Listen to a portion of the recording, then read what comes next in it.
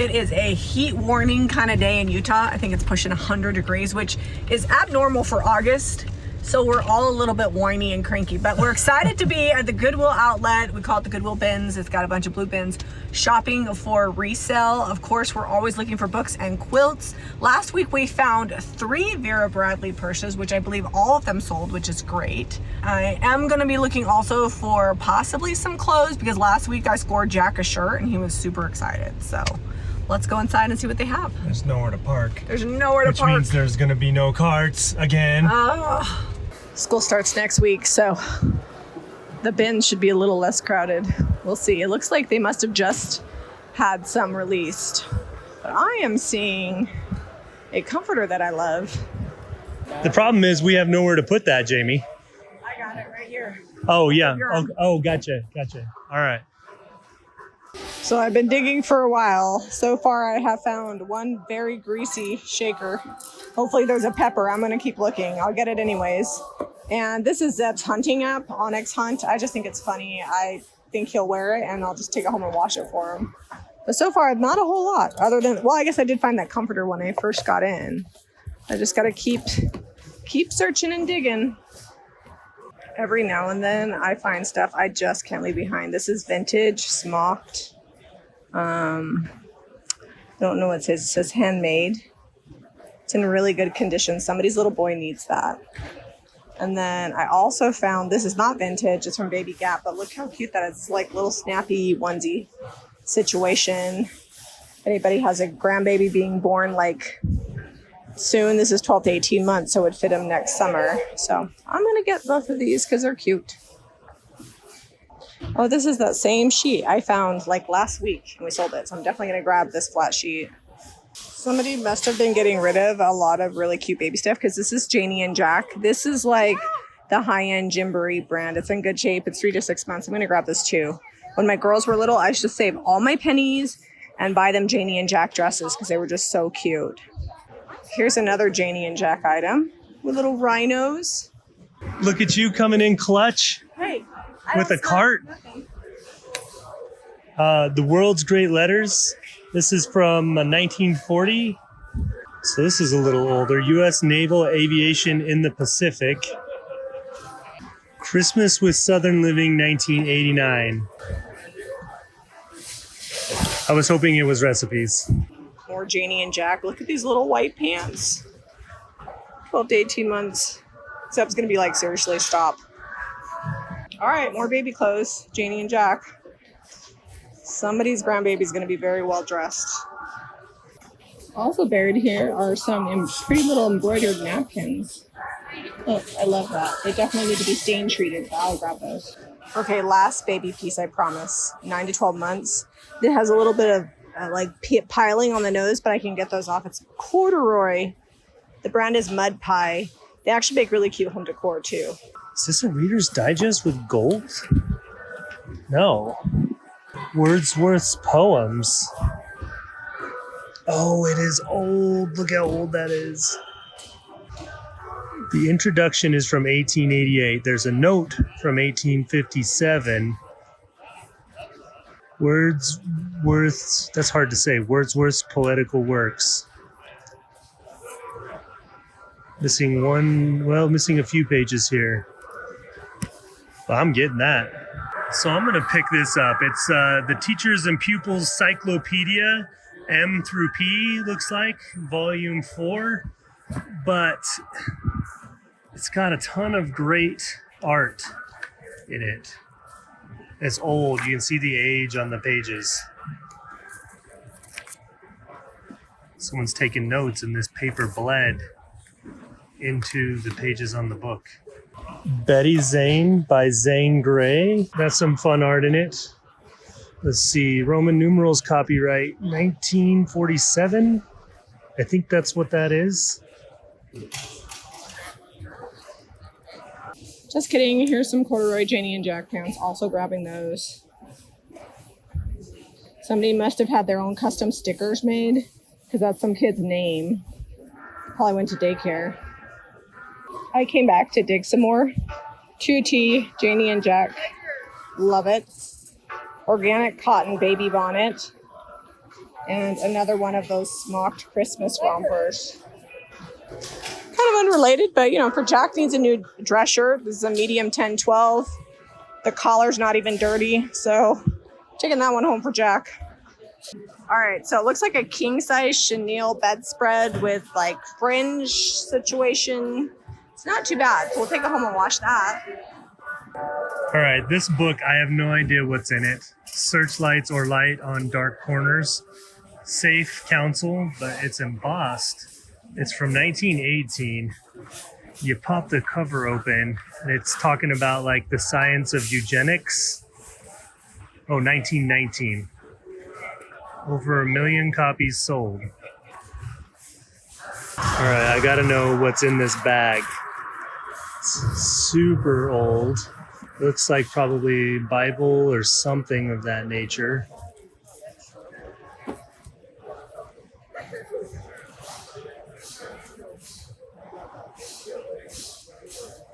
Beatitudes. Oh, it's a Bible. It is super hammered. Someone has read and loved it. Things to make and do. Look how cute this Afghan is. It's smaller, but I love the colors and the pattern. Haven't found any other ones today, so I'm definitely gonna grab this one. We've literally been waiting for 20 minutes for a change out, so we've been going through the books, and look what I found. Animal Daddies and My Daddy. It was 49 cents. Let's see. It's 49 cents. So when is that? 1976. That's so cute. Still waiting on them to bring out the bins all the way, but guess what? I found another Matilda Jane outfit. So cute. It's size 4. They're getting ready to go. All right, so far in this bin, the only book I found is World's Greatest Literature, Emerson's Essays. The Waterfowl of the World. I like it because it's blue, but also subject matter. Oh, look at that. We've got prints. We got some plates in here. Oh, that's kind of cool. They like illustrated out on male, female. So it usually takes me 30, 40 minutes to go through all these bins. I usually find 15 to 20 books. Today they have 12 bins out with books, so it's taking me a little longer to get through them. But kind of what I'm looking for. I'm just digging through here. They stack them. I'm looking for like stuff that's colorful or a sleeve like this. I'm not looking for that. Scientific books don't do too well for us. Sometimes encyclopedia type books will do okay, but you got to just kind of go through, lift up all the corners. What's this one back here?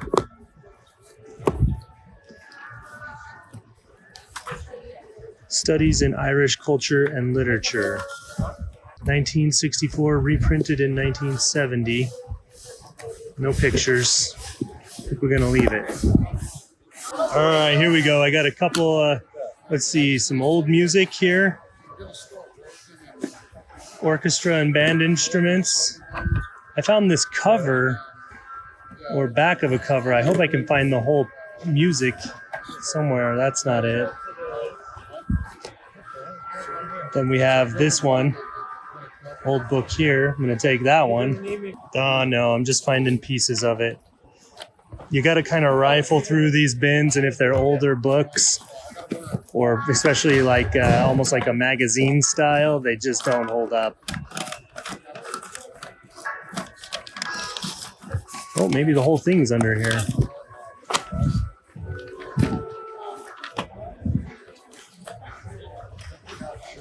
No, not gonna grab it. It's too busted. This is an Ivanhoe. I think it's from 1908. Gonna grab that. All right, look at that. They're going. No, not yet. It's kind of hard to like film when there's this much crazy going on, so I'll have to show you guys what I'm finding right after the release. Once we get done shopping. I did find this really cute purse. I'm gonna look it up when I get home. Oh, this is a good one. Decline and Fall of the Roman Empire, Volume 2. Where's Volume 1 now? This has been a good bin. I found quite a few things in this bin. Oh, what's this one here? American Tragedy by Dreiser. 1925, copyright 1956. I like the blue. I really, really like this. This is the Burbank City Directory, 1952, Los Angeles Directory Company. Is this what phone books used to look like? Yeah, I'm gonna guess. Or at least addresses. Chevrolet. They got a big ad in here. Realtors. Credit bureaus. Funeral homes. House guide. Maybe it's just a phone book of businesses. Are these the numbers? 8-4606. That's blowing my mind a little.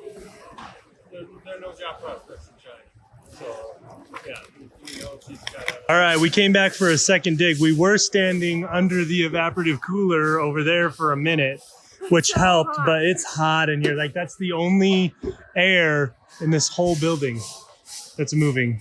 So bad. But I did find this. They have floral, but you don't have to take it what you don't want. No, not paying extra for that floral. These are just sitting here out on top. A couple of heart-shaped baking tins. Miro. Finest aluminum made in the USA, according to them. So we are back at the shop today working on projects. First color up is Provincial. We're gonna paint this chair that we sturdied up for Waste Not Wednesday because it's getting a light pink seat. We're gonna paint that clock and those 3 items Provincial, and then we're gonna bust out pink. Do you have the seat here, or do we need to go run home? The seat's at the house, but I'll grab that later. Okay. All right, so this is a brand new pint of Provincial. This is the DIY in cottage color, single step, got a built-in sealer, self-leveler. It's awesome stuff. And it's got kind of a satin sheen. I'm gonna put about half the pint in. This is a 20-ounce hopper. This is the hopper on the spray gun. Then I'm just gonna add, I would say probably 2 tablespoons of water, maybe just a touch more. It's a little hot outside today. If it's a little thin, you can just add more paint. And then I'm gonna shake that up. We did shake it before, and we stirred it up before we poured it, because you wanna make sure it's well mixed. Yeah. I've got my air compressor set at 65 PSI. If you need further adjustments, this is your air in and out, the flow of the air. It's not super accurate. You can actually get a regulator on here if you want that's in line, so you can really be precise. But this paint is going to dry pretty even. It's not got a real high sheen. It's more of like a matte satin. So this adjusts your spray. All the way back is more like a traditional spray paint can that's aerosol. If you want it wider spray, just turn it forward. This adjusts your paint flow here.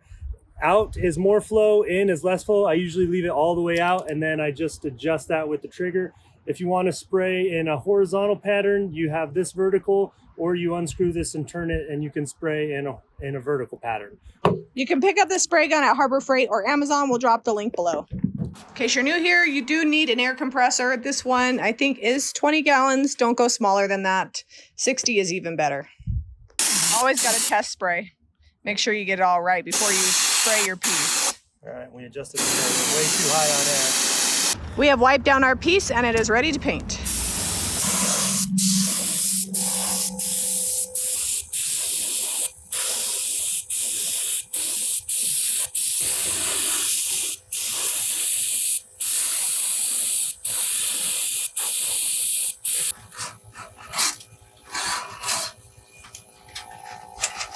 Okay, so we've got Provincial loaded up in the gun, so we're just gonna spray a bunch of things Provincial. Yeah, that chair took 2 coats. It was drying so fast, I just sprayed it right on there, and I didn't even get a chance to show you because it just went on. I think we'll flip it and like do the underside. Yeah. So that's good, but yeah, this has been in the garage forever. So this is a cast iron clock.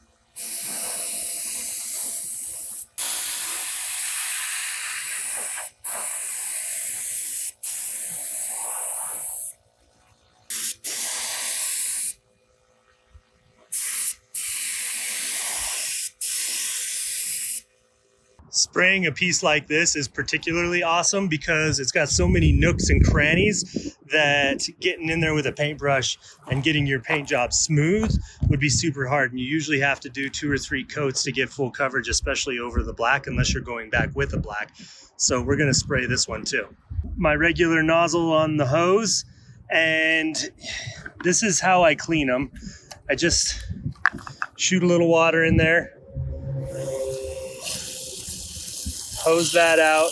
You can take them all the way apart. This unscrews, the depression valve on the handle unscrews. You can take the whole thing apart if you need to, if you get gummed up and it's not running good. There's also a little filter in between here that goes right in there. That sometimes gets filled up. If you saw, we didn't strain our paint because that was a brand new can and I knew it didn't have any gunky stuff, but it's a good idea to strain your paint.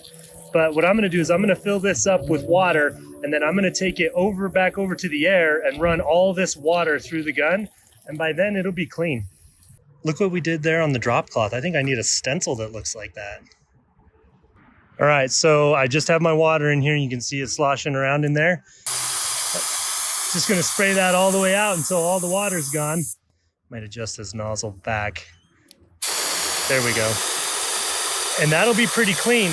So I did a really quick sand on this. It had what I like to call ooky stuff all over the top, especially right here is like something gummy and waxy. So I just sanded it down real quick. It didn't take me long. I might have sanded it for 2 minutes tops. We're gonna give it a good wipe down here and then we'll go ahead and spray it. Everything we sell with vintage pink tends to sell within the week. The previous piece that we painted for my friend who gave us this piece, we painted it and it sold. So this came from my neighbor. It was free and it's a really great piece.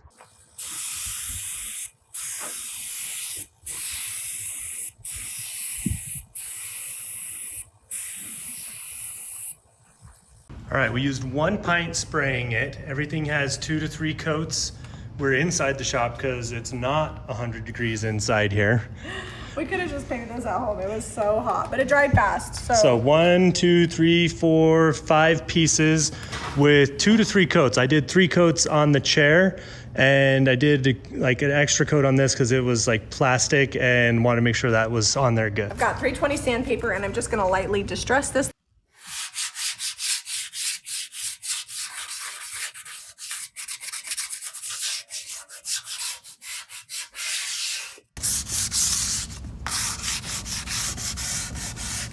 If anybody's worried about this coming off, I am pushing really hard. It's barely coming off. Now, granted, I'm using 320, but it's not coming off easy. Just gonna white wax this and I'll come back with a rag and pull it off. DIY white wax, it's super creamy, just like the clear, the dark, and the black wax. And the golden rule for that matter. Goes on really nice and easy. Oh man, look how hot that is. It's like hot from being outside, it's like melting the wax. And it doesn't need it for sealing, but it will add some extra sealing power to it. Yeah, it's mostly for looks on this, and we'll wipe it back too. Yeah, just wanted to add a little depth to it.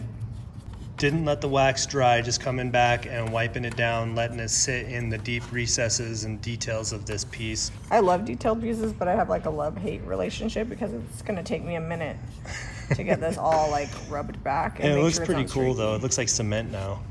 Okay, and I've got all this distressed. I'm going to tackle that one. I've got a little bit bigger brush and we're gonna wax this as well. May have let this sit on here a minute too long. Do we have any clear wax here? No, you got this, just elbow grease it. Yeah, all right. That's what I did to this piece and it looks fantastic. It does look good. Although there's a little spot there, like every time I think I got it, I'm like, oh. It's a little bit chippy, so I'm just sanding where it's chippy, kind of removing the paint. And it's really not coming off much more than the other piece, but just giving it a little age.